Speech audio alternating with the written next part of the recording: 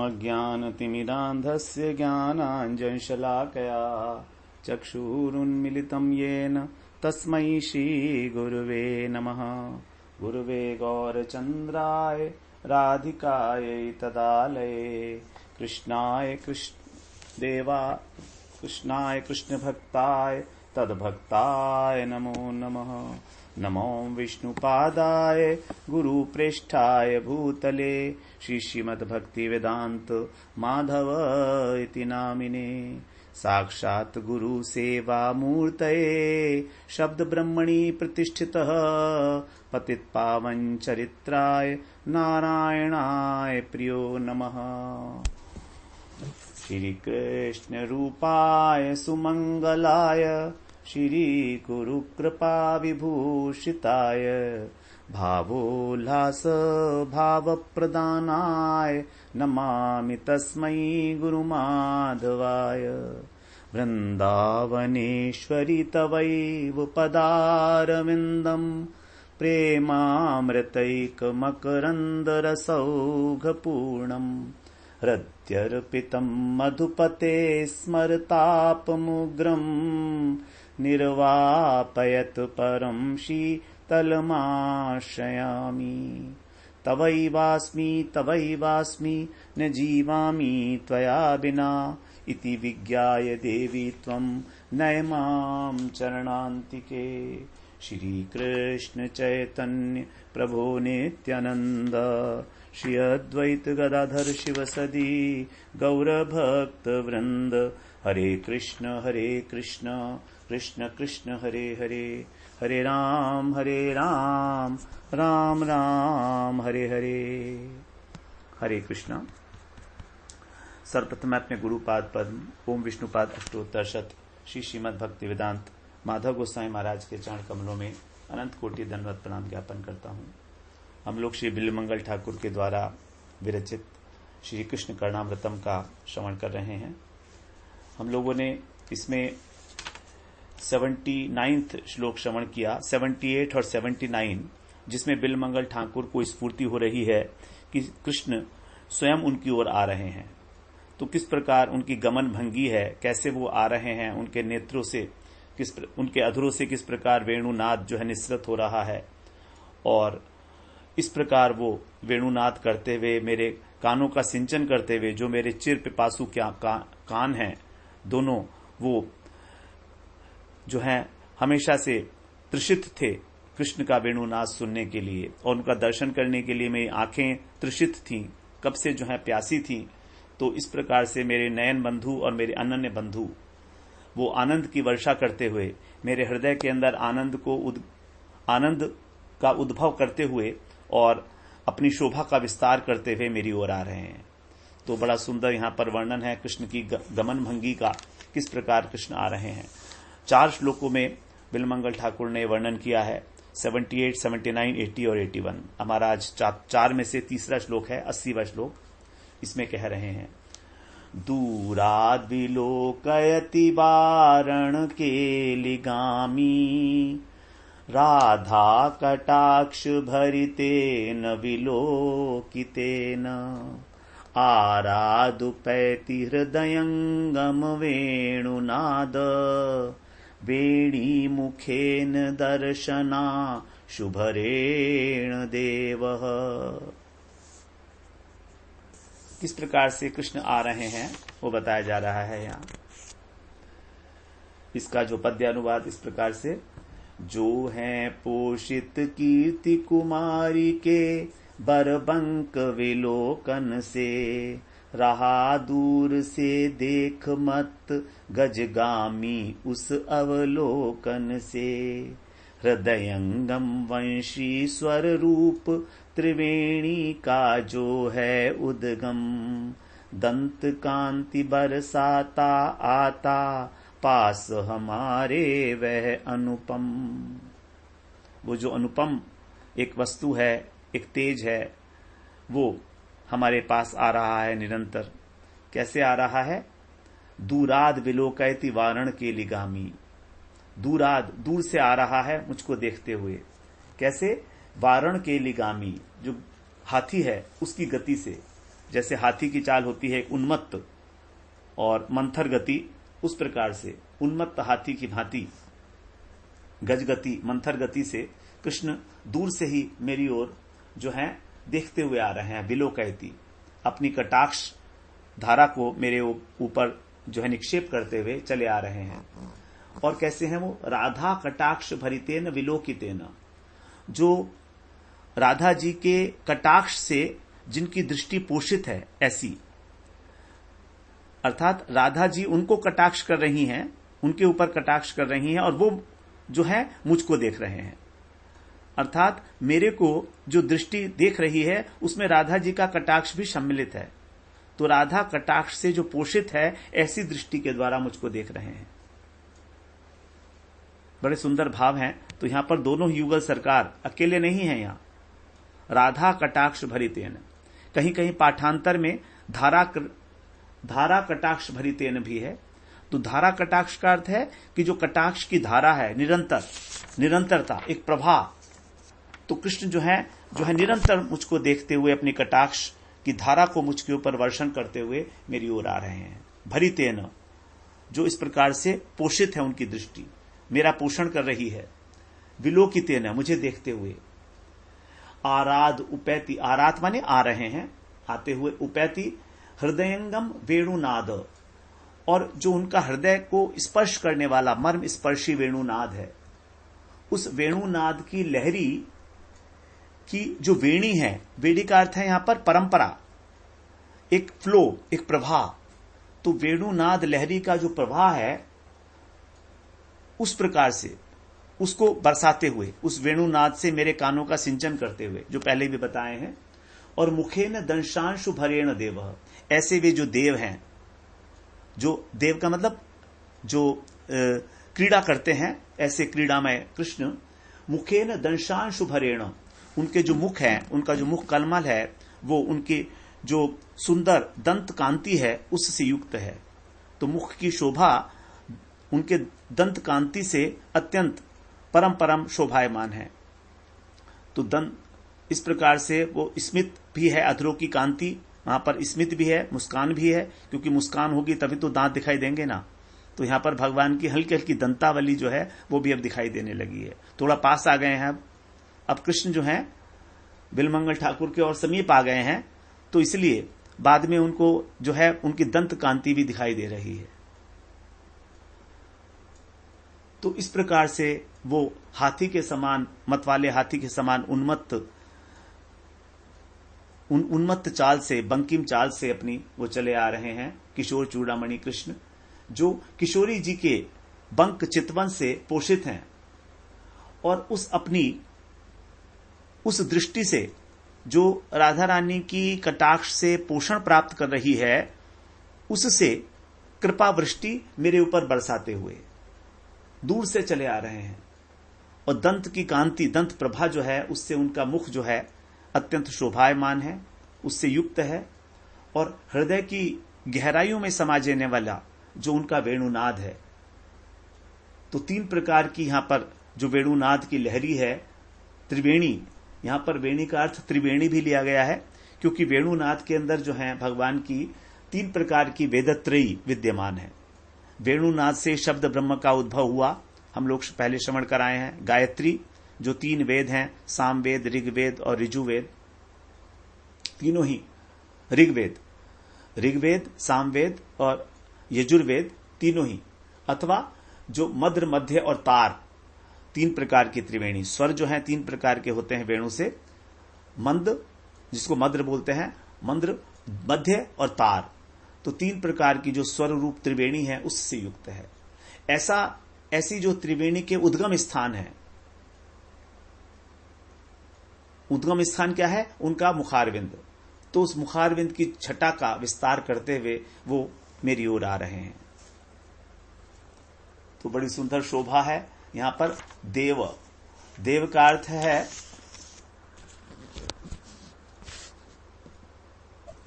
जो दिव धातु से बना है। दिव्यति क्रीडति द्योतते वा देवः इति श्री कृष्ण। तो जो श्री कृष्ण हैं, जो लीला परायण हैं और जो अत्यंत ज्योतिर्मय हैं, तो दो अर्थ हैं दिव धातु से, दिव्यति, क्रीडति और द्योतते। द्योतते माने जो स्वप्रकाश वस्तु हैं ऐसे, और जो क्रीड़ा परायण हैं। तो दूर से ही ऐसे कृष्ण मुझे बड़ी विशेष दृष्टि से देख रहे हैं। तो दृष्टि की यहां पर महिमा है। जब कृष्ण स्वयं जो है बिल्वमंगल ठाकुर को देख रहे हैं, भगवान जब भक्त को देखें तभी वास्तव में देखना है। हम कहते हैं कि हम भगवान का दर्शन करने जा रहे हैं, लेकिन हम अपने इन प्राकृत जड़ नेत्रों से क्या दर्शन करेंगे भगवान का? राधा रमण जी को देखते हैं तो क्या पत्थर ही तो दिखता है, बांके बिहारी को देखते हैं तो पत्थर की एक मूर्ति तो दिखती है हमको। ज्यादा ज्यादा भगवान के श्रृंगार के ऊपर हम लोग जो है वो आकर्षित हो जाते हैं। लेकिन वहां पर जहां भगवान भक्त को अपने देख लेते हैं, बस वहीं पर सारा काम हो जाता है। वही है भगवान की कृपा दृष्टि। तो कैसी दृष्टि है? जो राधा जी के कटाक्ष के द्वारा पोषित है। अर्थात यहां पर बिल्वमंगल ठाकुर को युगल का दर्शन हो रहा है। कितना बड़ा सौभाग्य है, कितना बड़ा सौभाग्य है बिल्वमंगल ठाकुर को कि अकेले कृष्ण का दर्शन नहीं कर रहे हैं वो। राधा कटाक्ष भरितेन विलोकितेन। अथवा इसका दूसरा अर्थ भी बताया जाता है कि जो राधा जी के ऊपर कटाक्ष कर रहे हैं और उसी कटाक्ष को मेरे ऊपर भी करते हैं। जो श्रृंगार मूर्ति श्री कृष्ण हैं वे विशेष रूप से मेरी ओर कर रहे हैं। तो राधा जी का भी अपने कटाक्ष के द्वारा वो पोषण करते हैं, अर्थात उनको भी प्रणयपूर्ण दृष्टि से देख रहे हैं और साथ ही साथ मेरी ओर भी देख रहे हैं। यह है मेरे सौभाग्य की सीमा। देखो तो किस प्रकार से मुझको उनकी ये प्रसादी दृष्टि मिल रही है। राधा जी को देखने के बाद वही दृष्टि जब मुझे मिलती है तो प्रसादी दृष्टि है, तो अत्यंत माधुर्यमय दृष्टि है। जिन आंखों से भगवान ने राधा जी का पोषण किया, राधा जी को देखा, उसी कटाक्ष से मेरे को देख रहे हैं। कितना बड़ा सौभाग्य यहां पर अपने को मान रहे हैं बिल्वमंगल ठाकुर। प्रसादी दृष्टि है, मधुर दृष्टि, अत्यंत मधुर हो चुकी है। तभी तो कह रहे हैं राधा कटाक्ष भरितेन विलोकितेन। पहले कह आए हैं कि वो मेरे नयन गोचर हो चुके हैं, लेकिन वहां तो कहा था कि वो मेरे दृष्टि गोचर हो रहे हैं।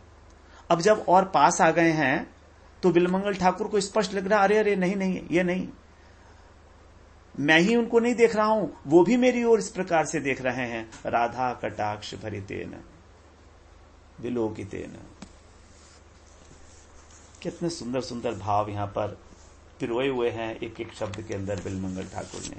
जो पिरोए नहीं गए हैं, ये तो स्वाभाविक रूप से उनकी जो प्रार्थना थी भगवान को दर्शन करने की, भगवान को उन्होंने प्रार्थना की थी 45वें श्लोक में, लीलायिताभ्याम रस शीतलाभ्याम नीलारुणाभ्याम नयनाम्बुजाभ्याम आलोकयेतत् भूत विभ्रमाभ्याम काले कदा कारुणिकः किशोरः। बड़ी स्पष्ट यहां पर 45वें श्लोक में प्रार्थना की थी। वही प्रार्थना अब यहां पर सफलीभूत हो गई है कि वो कारुणिक कृष्ण जो करुणा के समुद्र हैं, ऐसे कदा माने कब, अपने लीला से, लीलापूर्ण नेत्रों से, शीतलाभ्याम रस शीतल अर्थात अमृत की वर्षा करते हुए जो मेरे हृदय को शीतलता प्रदान करने वाले उनके नेत्र हैं, ऐसे नीलारुण जो नीले हैं, अरुण हैं, ऐसी जो दृष्टि है उनकी अद्भुत विभ्रमशाली, आलोकयेत अद्भुत विभ्रमाभ्याम, ऐसे नयन कमलों से मुझको कब देखेंगे। ये बड़ी स्पष्ट प्रार्थना की थी। केवल भगवान मुझे देखें ऐसा नहीं, बल्कि वो अपनी करुणा का रस, करुणा का अमृत मेरे ऊपर बरसाते हुए मुझे देखें, क्रीड़ा परायण होते हुए। तो क्रीड़ा परायण का मतलब राधा जी के साथ संग, अकेले नहीं, क्योंकि कृष्ण क्रीड़ा परायण होते हैं तभी जब वो राधा जी के संग होते हैं। उस प्रकार की जो उनकी शीतल दृष्टि है वो मुझे कब देखेंगे। तो अभी इसी प्रार्थना का यहां पर जो है उसकी उत्कंठा, उसकी प्रार्थना सफल हो गई है और अब आनंद पूर्वक ये श्लोक पढ़ा जा रहा है कि वो देव, देव का मतलब जो क्रीड़ा परायण है, जैसा उन्होंने कहा था पहले, लीलायितेन लीलायिताभ्याम, ऐसे जो लीला परायण कृष्ण है, क्रीड़ा परायण कृष्ण है, वो मुझे दूर से अवलोकन कर रहे हैं। उनका जो प्रभा रूप कृपा कटाक्ष है। यदि हम इसका पाठांतर लें, धारा कटाक्ष भरिते न, तो धारा कटाक्ष का अर्थ हो गया अपनी पूर्ण दृष्टि से निरंतरता। जैसे एक धारा होती है, गंगा जी की धारा अविच्छिन्न रूप से समुद्र की ओर प्रवाहित होती है, तो कृष्ण का कटाक्ष मानो एक बहती हुई सरिता है, जिसमें कृपा और प्रेम इन दोनों का अमृत प्रवाहित हो रहा है। और उस प्रेम और अमृत से, प्रेम रूपी अमृत से ही वो अपने भक्तों के हृदय को शीतल कर रहे हैं। शीतलाभ्याम, जैसा कि प्रार्थना की थी, लीलायताभ्याम रस शीतलाभ्याम। तो 45वें श्लोक की यहां पर संगति बैठती है श्लोक के साथ, 80वें श्लोक के साथ। किस प्रकार से प्रार्थना जो है फलीभूत हो रही है। तो जब तक हम भगवान से निष्कपट भाव से व्याकुल होकर रो रो कर प्रार्थना नहीं करेंगे, भगवान हमारे दृष्टि पथ पर क्यों आएंगे? उनको क्या जरूरत है? भगवान तो वहीं जाएंगे ना जहां व्याकुलता होगी, जहां प्रेम होगा वहीं भगवान जाते हैं, क्योंकि भगवान तो केवल प्रेम के ही भूखे बताए गए हैं। तो ऐसा प्रभा रूप जो कृपा कटाक्ष है उनका, देखिए किस प्रकार से भगवान उनको देख रहे होंगे। सोचिए, थोड़ा सा आंखें बंद करके देखिए।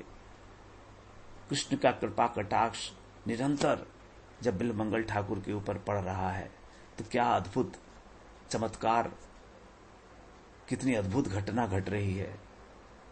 भक्त और भगवान एक दूसरे के सामने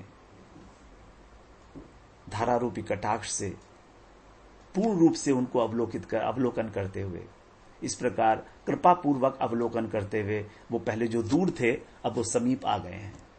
और कैसे आए हैं? वारण के लिगामी, हाथी की तरह झूमते झामते क्रीड़ा करते हुए। जैसे हाथी चलता है, मतवाला हाथी होता है, मद जो है उसका टपकता रहता है, गंडस्थल से मद टपकता है, उसी प्रकार से रस का वर्षण करते हुए मंद मंद गति से कृष्ण पधार रहे हैं। एक कवि ने कहा है, क्या चाल शान अलबेली है। कृष्ण की जो चाल है, क्या चाल शान अलबेली है, गजलाज रहे मसते मसते, जिन देखा तिनके चित्त रतन, अनमोल बिके सस्ते सस्ते। जिसने भी देखा उसका हृदय जो है बिक गया, सस्ते में ही बिक गया, फ्री में ही बिक गया।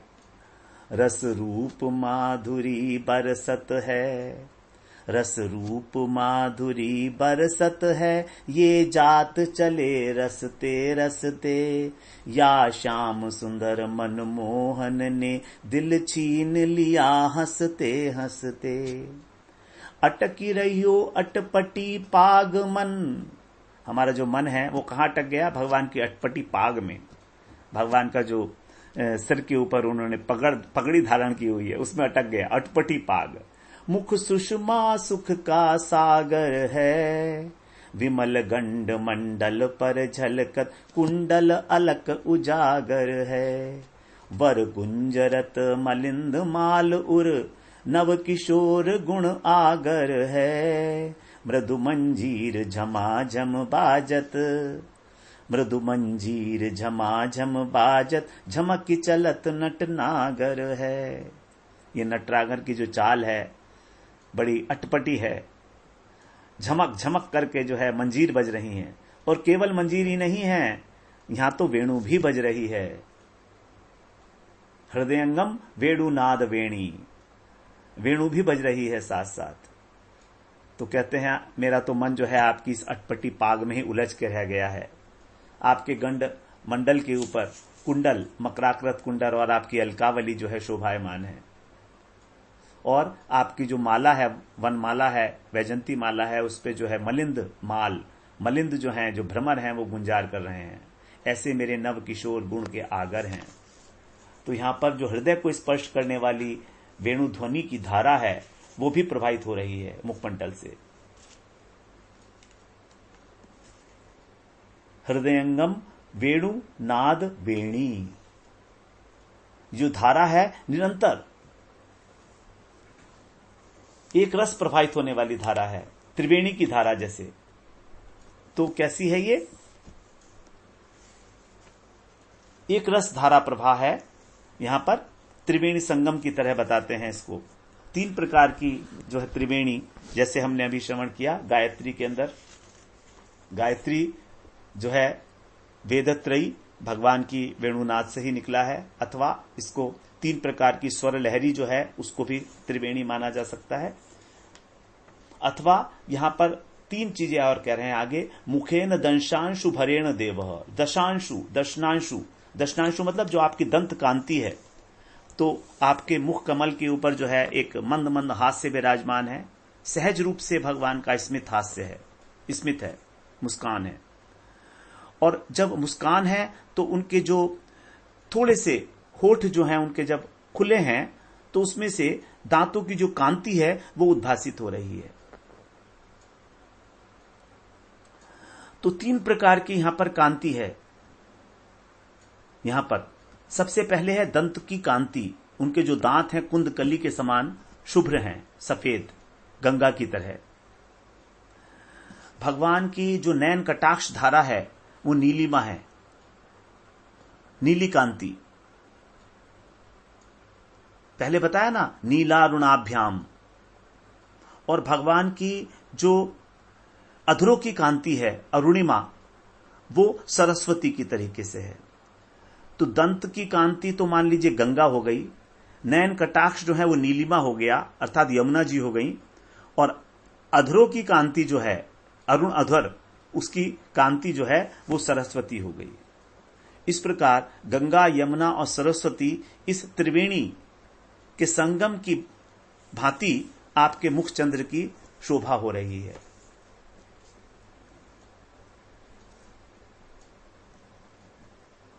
त्रिधारा, त्रिवेणी, जो निरंतर आपके जो प्रेमी भक्त हैं उनके हृदय को रस से प्लावित करती रहती है। दंत की पंगति दामिनी सी, दंत की पंगति दामिनी सी, दमकत है गंगा बह निकली। तहां नीरज नैन कटाक्षन की, वर कालिंदी हु आय मिली। अधरन की लखी अरुणाई उर, ए सुरसती उमगाय, सुर सरस्वती उमगाय चली। मन न्यायल नित्य पायल प्रेम, श्याम के मुख पे त्रिवेणी भली। बड़ा सुंदर यहां पर बताया है। आपकी जो दंत की पंगति है वो दामनी की तरह, बिजली की तरह जो कौंधती है, मानो गंगा बह निकली उससे। आपके जो कटाक्ष हैं नीरज नैन, नैन कमल, वो उनसे मान लो कालिंदी यमुना जी आकर मिल गई। अधरन की लखिक अरुणाई, और अधर से जो अरुणाई निकल रही है मानो वो सरस्वती भी उमग उमग कर, उमड़ उमड़ कर चल रही है। तो तीनों जो है आकर मिली हैं आपके मुखचंद्र के ऊपर। तो कह रहे हैं, रे मन तू इस त्रिवेणी के अंदर स्नान कर, मन न्यायल नित्य पायल प्रेम। इस प्रकार तू प्रेम को प्राप्त करेगा जब तू इस त्रिवेणी में स्नान करेगा। तो दंतों की शुभ्रता, दंत कांति, नयन कटाक्ष धारा की नीलिमा और अधरों की अरुणिमा, इन तीनों के योग से त्रिवेणी संगम हुआ है। तो यहां पर भगवान से जो भी प्रार्थना की गई थी बिलमंगल ठाकुर के द्वारा 45वें श्लोक में, लीलायिताभ्याम रस शीतलाभ्याम नीलारुणाभ्याम नयना मुजाभ्याम, वो सारी की सारी भगवान ने उसी प्रकार से यहां पर पूरी की है। भक्त जिस प्रकार की इच्छा करते हैं, जिस प्रकार के रूप का जो है अपने हृदय के अंदर ध्यान करते हैं, भगवान वैसे ही उनको दर्शन दे देते हैं। भगवान के लिए कोई रूप किसी प्रकार का भी जो है वो असंभव नहीं है। तो तदरूप उपासना की पूर्ति करते हैं भगवान।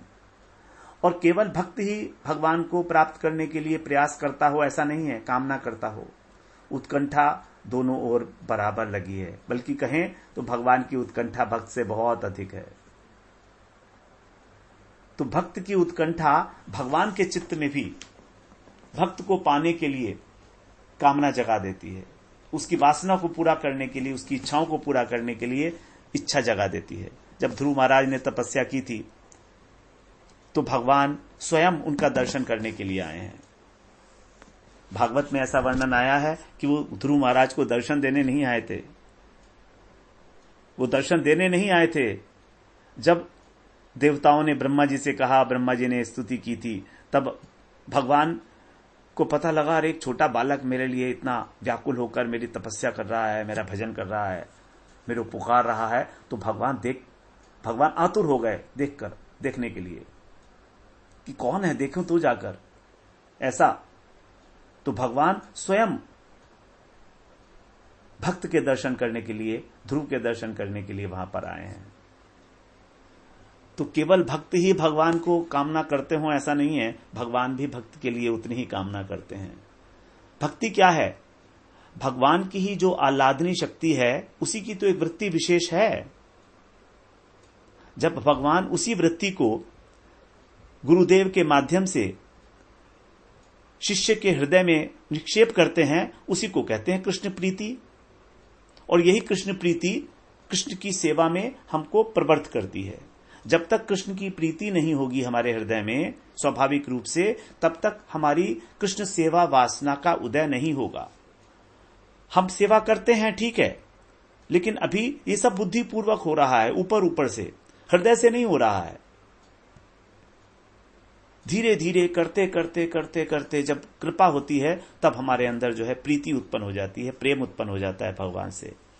अब उनके बिना व्याकुलता रह ही नहीं जाता, लालसा उत्पन्न हो जाती है। क्योंकि भक्तों के भगवान ब्रह्म की तरीके से निर्विशेष नहीं है, सत्ताहीन नहीं है, निर्गुण नहीं है, और ना ही परमात्मा की तरह उदासीन है। परमात्मा तो उदासीन है, वो तो आप्त राम आप्त काम है, उन्हें किसी प्रकार की कोई आवश्यकता ही नहीं है। लेकिन भक्तों के भगवान हमेशा भक्तों के प्रेम के प्यासे हैं। इसीलिए उनका जो भक्त वात्सल्य उमड़ता है करुणा के रूप में, वही भक्तों को कृतार्थ करता है, वही उनकी संपत्ति है। जितने भी भगवान के गुण हैं, उन सब के अंदर जो भगवान का ये कारुण्य गुण है, भक्त वात्सल्य है, ये सर्वोपरि है। इसी से भक्तों को मतलब है। और बाकी भगवान का जो ऐश्वर्य है वो हो, भक्तों को इससे क्या लेना देना। भक्तों को तो केवल भगवान की करुणा से ही जो है सरोकार है। हमेशा भक्त उसी के लिए व्याकुल रहता है कि कब भगवान की मेरे को दर्शन होंगे, कब मेरी आंखें जो हैं केवल कृष्ण का ही दर्शन करते करते और उनकी छवि के ऊपर मैं बार बार वारी जाऊं। तो यहां पर युगल सरकार की जो है छवि है, जो उनके हृदय के अंदर अब स्फुरित हो रही है। ध्रुवदास जी कहते हैं, मेरी अखियां रूप के रंग रंगी, युगल चंद्र अरविंद बदन छवि, तिहरस माही पगी। मेरी अखियां रूप के रंग रंगी, नव नव भाय विलास माधुरी, इह सुख स्वाद लगी। हित ध्रुव और जहां लगी रुचि,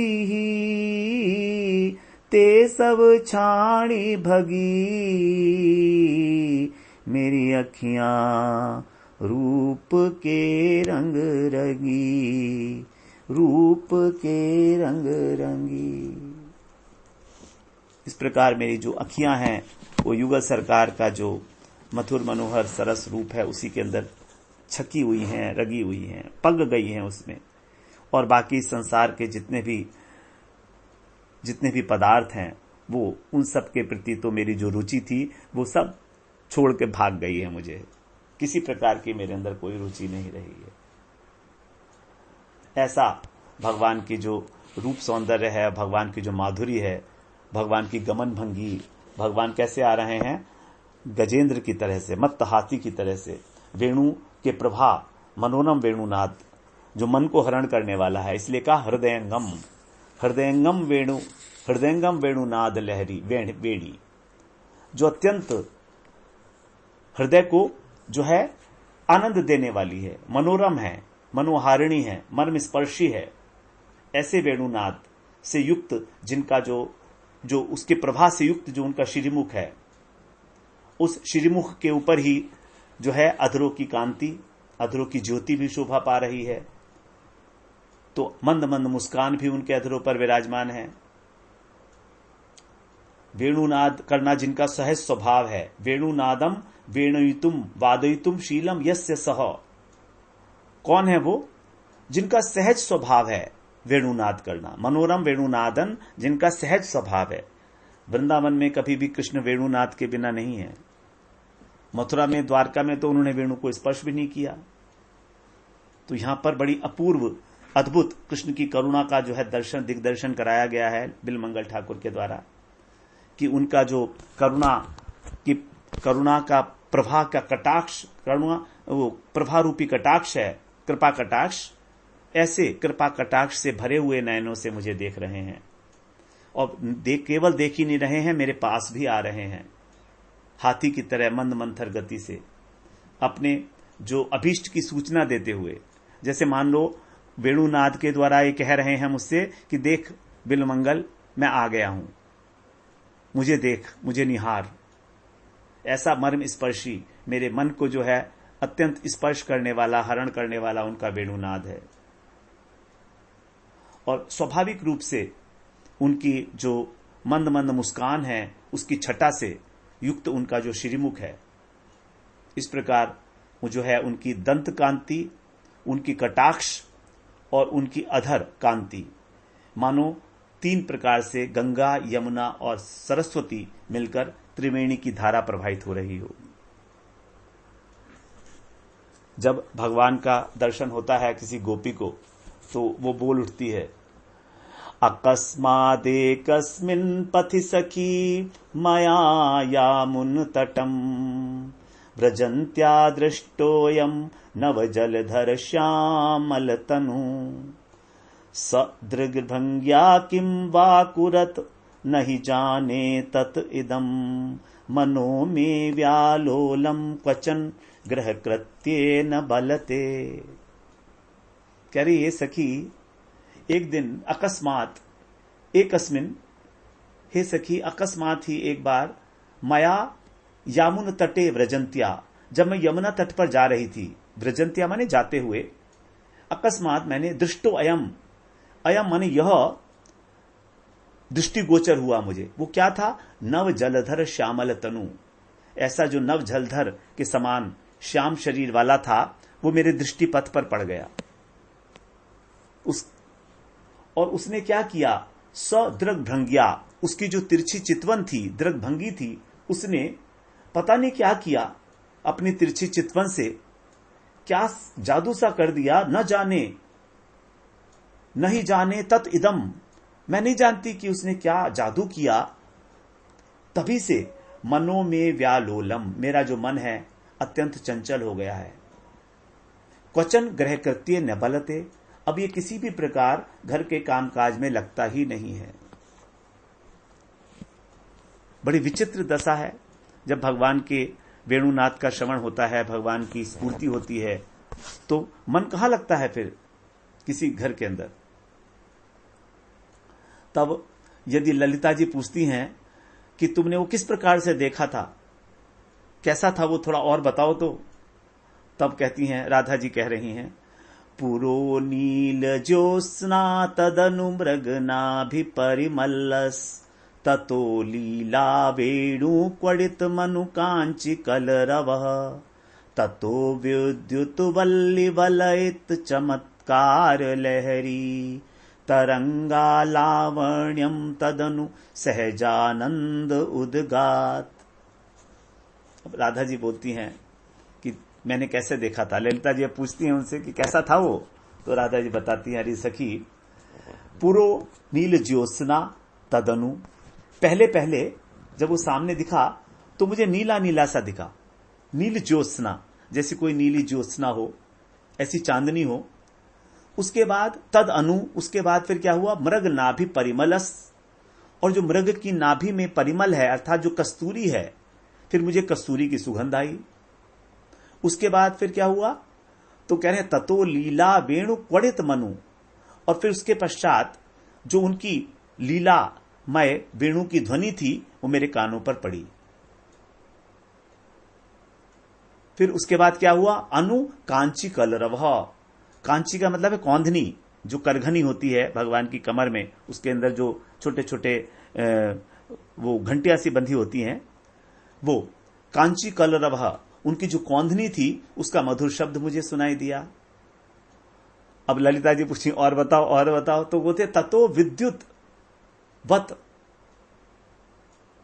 लीव ललित चमत्कार लहरी। उसके पश्चात वो जो विद्युत लता से घिरी हुई एक चमत्कार लहरी मुझे दिखाई दी। विद्युत वल्ली, वल्ली का मतलब होता है लता, तो जैसे विद्युत होती है आकाश में कौंधती है, उसी प्रकार से उससे घिरी हुई एक अनिर्वचनीय चमत्कार लहरी, एक चमत्कार सा मुझे दिखाई दिया। और फिर क्या हुआ, फिर तरंगालावण्यम तदनु सहजानंद उद्गात।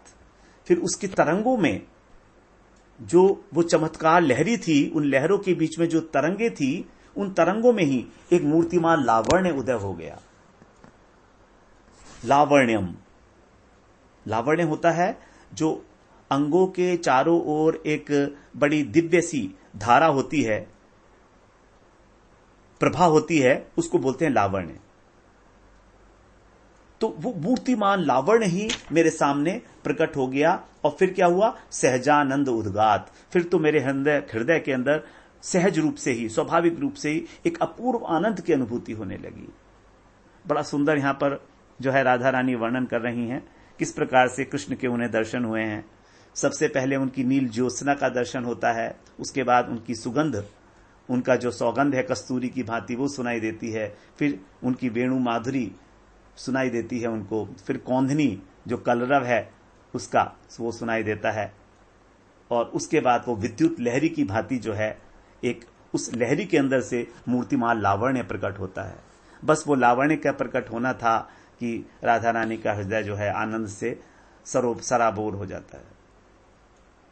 सहजानंद उद्गात, एक सहज आनंद की जो है उद्भव हो जाता है, प्रकट हो गया हो। मान लो साक्षात लावण्य और आनंद ही मूर्तिमान होकर प्रकट हो गया हो। तो भगवान की जो माधुरी है, भगवान का जो लावण्य है, निश्चित रूप से बड़ा बड़ा बहुत ही सुंदर उसका सब देखा है। जैसा देखा गया है वैसा ही वर्णन किया गया है भक्तों के द्वारा। तो इस प्रकार से हम लोगों ने यहां पर ये श्रवण किया कि जो भगवान हैं वो किस प्रकार से